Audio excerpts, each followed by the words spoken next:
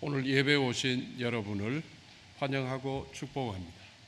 우리 옆분들하고 환영하고 축복합니다 하면 인사하겠습니다. 또 이번 등의 사정으로 영상으로 지금 예배하고 계시는 성도들에게도 같은 은혜가 있기를 소망합니다. 여러분, 지난주를 우리는 행복 나눔 전도 축제로 함께 예배를 드렸습니다. 누구든지 주의 이름을 부르는 자는 구원을 받으리라 는 제목으로 말씀을 전했습니다. 어쩌면은 우리 속에는 또 이런 질문이 있을 수 있습니다. 예수님께서 구원일의 길이라고 하는데 그게 무슨 의미일까? 또 예수님 꼭 예수님이어야 할까 하는 질문들입니다. 그런데 놀랍게도 이러한 질문은 예수님의 제자들에게도 똑같이 있었습니다. 3년이나 예수님을 따라다니면서 함께 동고동락했던 제자들도 이렇게 질문을 하고 있었던 셈입니다.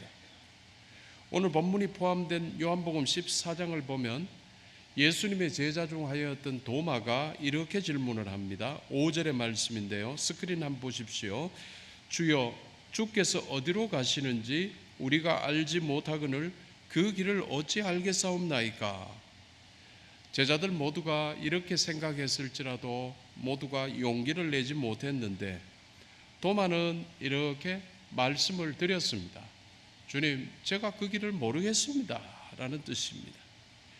이 물음에 대한 예수님의 대답이 바로 오늘 본문입니다. 6절의 말씀을 우리 함께 봉독하겠습니다. 내가 곧 길이요 진리요 생명이니 나로 말미암지 않고는 아버지께로 올 자가 없느니라 했습니다. 지금 이거 말씀하시는 분은 예수님 당신께서 직접 하신 말씀입니다. 그런데 예수님 당신께서 당신이 누구신지를 지금 선포하고 있는 겁니다. 당신께서 바로 길이고 진리고 생명이라는 선언입니다. 여러분, 오늘 우리는 이 세 단어 길, 진리, 생명을 한번 한 단어씩 열어보도록 합시다. 먼저 예수님의 첫 번째 선언, 내가 곧 길이요 입니다. 방향을 잃은 인생들에게 우리 예수님께서 길이 되어 주신다는 겁니다. 길을 가르쳐 주겠다도 아니고 내가 길이다라고 이야기합니다. 여러분, 길을 알아서 찾아가는 게 아니고 그 길에 있으면 되는 겁니다. 솔직히 우리는 수도 없이 길을 잃습니다. 진로 앞에서 길을 잃어버리고 관계 앞에서 길을 잃어버리고 또 나름의 의미를 추구하다가도 길을 잃습니다. 도대체 나는 어디로 가야 하는가? 여러분, 막막할 때가 한두 번도 아니죠. 나는 어떻게 해야 하는가? 세상은 또 여기에 대해서 계속 대답을 하려고 합니다. 무슨 말이든지 대답을 합니다. 요즘 AI가 대답을 자꾸 하죠. 그런데 그 속에는 또 엉터리도 되게 많습니다. 뭐든 계속 대답을 합니다. 세상이 우리에게 수많은 길을 제시합니다. 성공의 길을 제시하려고 하고 또 행복의 길을 제시하려고 하고 그리고 자기 개발의 길을 제시하려고 하지만 그게 세상이 정답을 줄 수는 없는 것입니다. 서점가에 가보면 성공한 사람들의 모든 조언들을 모아서 나온 책들이 많습니다. 그래서 사람들은 그 책을 보고서 읽습니다. 또 사람들 보면 밑줄 그어가면서 아주 외우기도 합니다. 그렇지만은 그것이 그 일을 행해 줄 수가 없는 겁니다. 통계 자료 분석하고 분석해서 이대로 가면은 성공한다라고 이야기하지만은 또 그 일이 그렇게 되는 게 아닙니다. 나중에는 이것도 안 되면은 그냥 사람들이 마지막 부분은 있죠. 점집으로 찾아가지고 점을 치기도 합니다. 여러분, 다 헛된 일입니다. 세상의 사람들에게서 세상의 어떤 모든 것에서 귀신에게 점을 치면서 답을 얻어보려 하는 모든 것은 다 헛된 일입니다. 세상이 제공하는 이 모든 헛된 길은 우리를 결국 지치게 만듭니다. 밤새 똑같은 문제를 가지고 스마트폰을 들고서 해답도 얻지 못하면서 잠 한 좀 못 자고 계속해서 똑같은 것을 다람쥐 쳇바퀴 돌듯이 하고 있습니다. 우리를 지치게 만드는 일들입니다. 또 정답을 안에 두고서도 정답을 피해서 늘 멀리 돌아다니기도 합니다. 여러분, 모두가 왜 그럴까? 이게 정답이 아니기 때문입니다. 정답이 아닌데 정답인 것처럼 하기 때문에 문제인 것입니다. 프랑스의 작가이자 비행사였던 여러분 잘 아는 생텍쥐베리라는 작가, 그는 비행사였다고 하죠. 그 비행사 시절에 그가 리비아 사막에 불시착을 한 적이 있다고 합니다. 지금부터 그 옛날이니까 비행기가 불시착하면 지금도 불시착하면 아주 난감하죠. 그런데 이때는 아마 죽음을 직면했을 겁니다. 그가 죽음을 직면하고 경험했던 극한의 경험을 그는 살게 되어서 이렇게 그 글에서 기록했습니다. 그의 표현입니다. 나는 지도를 보면서 하룻밤을 꼬박 세웠다. 하지만 다 소용없는 일이었다. 내가 어디에 있는지 알 수 없었기 때문이다. 여러분, 이 생텍쥐베리의 표현이 참 맞는 것 같습니다. 내가 지금 어디에 처박혀 있는지도 모릅니다. 사막입니다. 사막은 지금 동서남북 생긴 게 똑같습니다. 방향을 전혀 알 수가 없습니다. 지도를 폈습니다. 그런데 지도의 동서남북을 알 수가 없고 지도에서 옆에서 뭔가 건물을 보면서 이쪽이겠구나 생각해낼 수 있는 게 하나도 없는 똑같은 공간 속에 그냥 떨어져 있었다라는 것입니다. 지도는 아무 소용이 없었습니다. 내 위치를 모르니까 아무리 정교한 지도를 가졌어도 모든 것이 무용지물이었습니다. 여러분, 우리 예수님께서 우리들어서 인생의 지도표 들고 알아서 찾아오라고, 천국으로 찾아오라고 하시지 않으셨습니다. 직접 우리 삶의 자리에 찾아오셔서 우리 가운데 임재하셔서 성육신하셔서 우리 가운데 살아가시며 십자가로 우리를 이끄시며 나를 따라오라고 말씀하셨습니다. 이것이 바로 복음의 초대입니다. 우리는 예수님을 따라가면 됩니다. 예수님만 따라가면 된다는 사실을 여러분 꼭 믿으시면 되겠습니다. 그렇다고 예수님을 따르라는 것이, 예수님께서 지금 당신을 따르라는 것이 우리더러 완벽한 신앙인이 되라고 이야기하시는 건 아닙니다. 그저 예수님을 앞에 두고 한 걸음씩 따르는 겁니다. 오늘도 예수님 쪽으로 한 걸음, 내일도 예수님 쪽으로 한 걸음을 걸어가는 겁니다. 여러분이 이 예배에 나오신 것이 바로 또 한 걸음을 더 디디신 겁니다. 지난주일 나오신 분들이 있습니다. 그런데 오늘 또 나오셨습니다. 지난주일 나오셨고 또 오늘도 나오셨습니다. 벌써 두 걸음을 다가온 것입니다. 앞으로도 계속 한 걸음씩 내디디시면 되는 것입니다. 예수님을 따라 걸어가는 겁니다. 길이신 예수님을 따라 천국 입성하게 될 것입니다. 이게 우리들의 길의 결론인 줄 믿습니다. 또 두 번째 선언은 내가 곧 진리요입니다. 혼란 속에서 흔들리는 인생들, 왜 혼란한가? 참이 무엇인지 모르기 때문입니다. 무슨 말이 진짜인지 모르기 때문입니다. 모든 사람이 이야기를 하는데 똑같은 이야기가 아니고 다 각자 다릅니다. 모두가 진리라고 이야기하지만은 그것은 절대적인 진리가 아닙니다. 자기가 진리라는 주장은 넘쳐나지만은 오늘 이 시간 예수님께서는 담대하게 선언하십니다. 내가 곧 진리다. 예수님 외에 진리는 있을 수가 없습니다. 절대적인 진리, 유일하신 진리는 오직 예수님 뿐이십니다. 여기서 예수님께서 사용하신 진리는 헬라어 표현으로 알레테이아라는 표현입니다. 이 말은 뭐냐면은 어떤 일 자체를 가르치는 팩트가 아닙니다. 이 뜻은 무슨 거냐면 숨겨진 것을 드러내는 것을 이야기하는 겁니다. 뭔가 베일에 덮여 있었던 것을 예수님께서 이 베일을 싹 젖히는 것을 이야기하는 겁니다. 그래서 우리가 볼 수 없었고 깨달을 수 없었고 알 수 없었던 것이 예수님을 통해서 눈으로 보면서 알게 되었다라는 그것을 이야기하는 것입니다. 여러분, 우리 인생은 똑똑합니다. 모두가 똑똑합니다. 그래서 스스로 뭔가를 찾아보려고 했습니다. 알아보려고 했습니다. 그러나 찾지 못하는 게 있습니다. 인생의 의미와 목적, 이것을 우리는 결국 알지는 못하지만 이것을 우리가 어떻게 깨닫게 되었느냐? 예수님께서 알려주셨기 때문입니다. 오랜 학문으로도 다양한 경험으로도 도달할 수 없었던 그 진짜 진리를 우리 예수님께서 믿는 자들에게 깨달아 알게 하셨습니다. 러시아 대문호 톨스토이, 그의 자전적인 글이었던 참회록에는 이런 이야기가 나옵니다. 톨스토이는 참 좋은 집안에서 태어난 사람입니다. 젊은 시절 명예가 있었고 부가 있었고 세상의 학문과 철학 모든 것을 가졌던 사람이었습니다. 그러나 그에게는 질문이 있었습니다. 인생이란 무엇인가? 사는 것은 무엇인가? 왜 사는가에 대한 질문 앞에 답을 찾지 못해서 그는 극심한 허무함을 지냈습니다. 정신적인 어둠에서 시달렸습니다. 심지어 그는 자살까지 생각했던 사람이었습니다. 깊이 방황하고 이제 인생을 끝을 내려고 하는 상황 속에서 그가 방황하던 어느 날 그는 문득 진리를 발견하게 됩니다.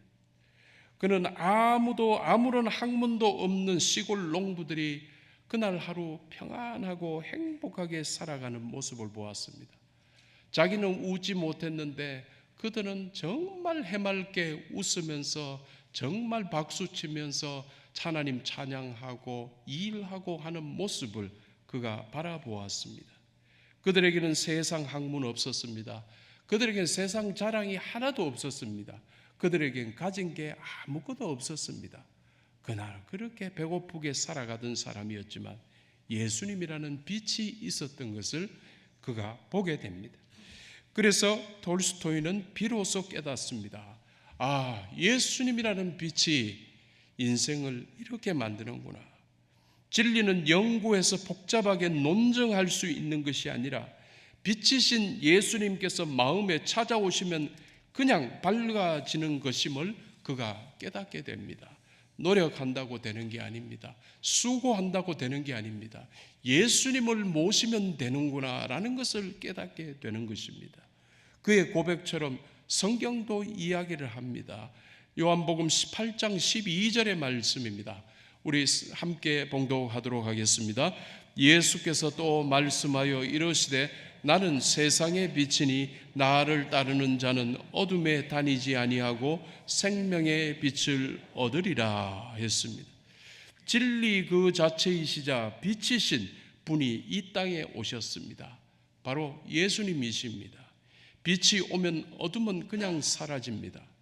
빛이 내 마음 속에 들어오면, 예수님께서 내 마음 속에 들어오면 내 마음 속에 그 우울함과 꿀꿀함이 다 사라지게 되는 것입니다.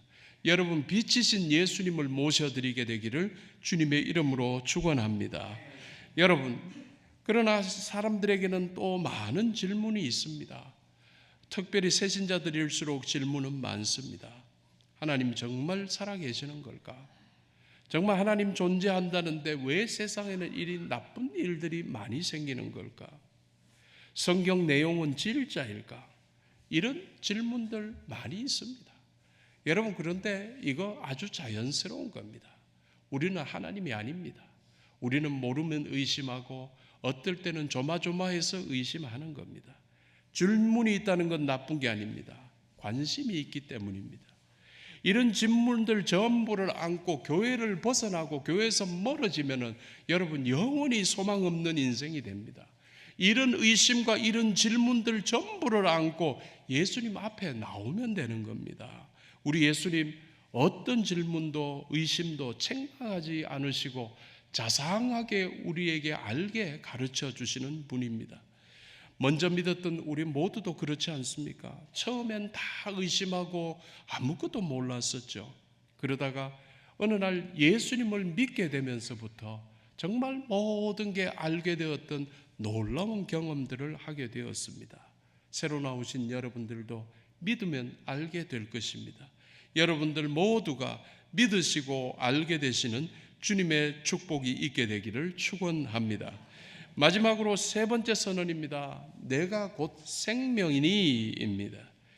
공허하고 지친 인생들, 우리 예수님께서 생명이 되어 주십니다. 생명이라는 것은 이 살아 움직이는 겁니다. 살아 있으면은 이 쿵쿵쿵쿵 뛰는 겁니다.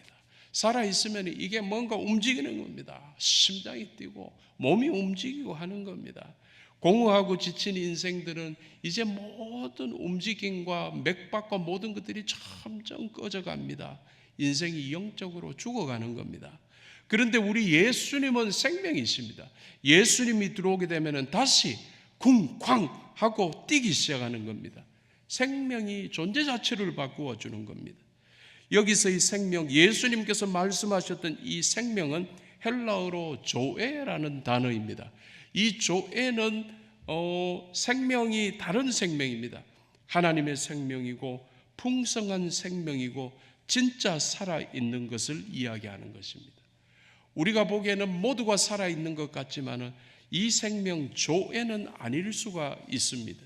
숨은 쉬지만 공허하고 바쁘지만 텅 비어 있습니다.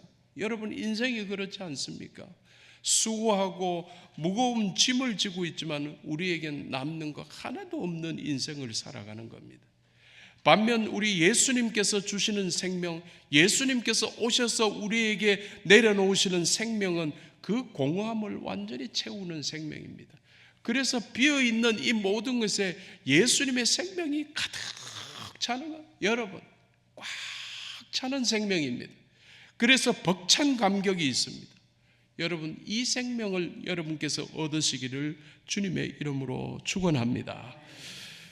저는 대구에서 침산 국민학교를 졸업했습니다. 침산 초등학교가 아니고 침산 국민학교를 졸업했습니다. 그때 우리 학교 옆에는 보면은 이 개천이 흘렀습니다. 그게 아마 금호강 줄기였던 것 같습니다. 얼마나 물이 흉악한지요. 아주 김이 무럭무럭 오르고 색깔이 아주 진회색으로 갑니다. 운동장에서 축구를 하다가 축구 못하는 애가 또 뻥 차면 똥볼 날아가가지고 그쪽으로 툭 빠집니다. 그러면은 그거 주우러 가는 게 최고의 벌입니다. 왜? 너무너무 더러워 보이기 때문에.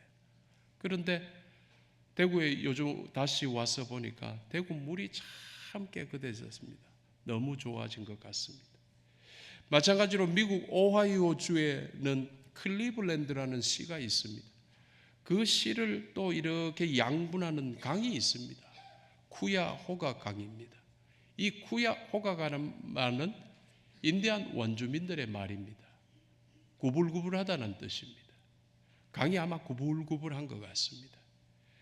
대구 옛날의 대구처럼 이곳에도 공장 폐수가 막 흘러가지고 대구보다 더했던 것 같아요.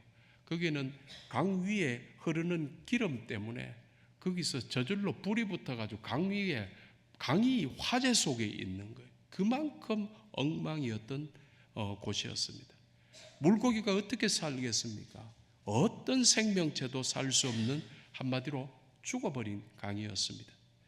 그러나 수십 년간 정화 작업을 거치고 맑은 물이 계속해서 유입되자 지금은 물고기가 다시 돌아오고 새들이 날아드는 살아있는 강이 되었다고 합니다.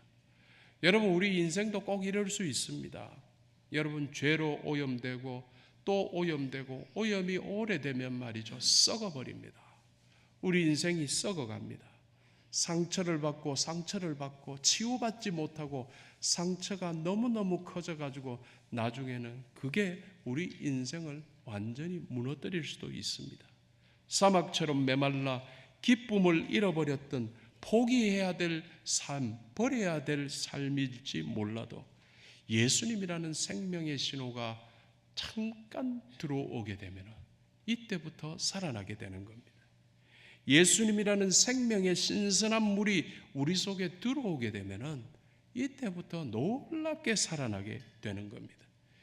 극적으로 막 눈에 보이는 변화, 어제하고 오늘하고 완전히 다르게끔 확 변해버리는 건 이야기를 하는 게 아닙니다. 이렇게 예수님의 빛을, 생명을 이렇게 함께하고 드리고 받아들이는 가운데 어느 날 문득 아침에 전에 없던 감사, 늘 불평하고 늘 그냥 시니컬했던 사람이 감사하는 찬송을 부르는 인생으로 변해 있습니다. 갑자기 어느 날 갑자기 그토록 미웠던 사람을 갑자기 용서해 줄 수 있는 마음에 이 힘이 생겨나는 것 같습니다. 그리고 마음속에 지금까지는 없었던 어떤 평안함이 놀랍게 찾아들고 있습니다. 왜 그럴까요? 내 안에 흐르는 예수님의 생명이 우리에게 역사하고 있기 때문입니다. 여러분, 씨앗은 땅 속에 있을 때 하나도 보이지 않습니다. 죽은 게 아닙니다. 땅 속에서 우리 보지 못하는 사이에 자라고 있듯이 우리 예수님의 생명이 지금 이 순간에도 우리 모두 여러분 안에서 지금 조용히 자라고 있다는 사실을 잊지 마시기 바랍니다. 내가 곧 생명이니 생명의 근원이신 예수님께로부터 생명의 은혜가 충만하기를 주님의 이름으로 축원합니다. 결론을 맺습니다. 사랑하는 성도 여러분, 예수님 한 분이면 충분합니다. 여러분, 다른 거 더 주어야 되고 다른 거 더 담아야 되고 다른 거 더 채비해야 되고 아닙니다. 예수님 한 분이면 충분합니다. 오늘 오신 모든 분들이 바로 이 예수님, 충분하신 예수님을 더 깊이 알아가기를 저는 소망합니다. 이후로 더욱 전도하는 우리 모두가 되어서 영혼 구원을 기뻐하시는 하나님의 마음에 참 흡족한 성도로 살아가게 되기를 주님의 이름으로 축원합니다. 기도하겠습니다.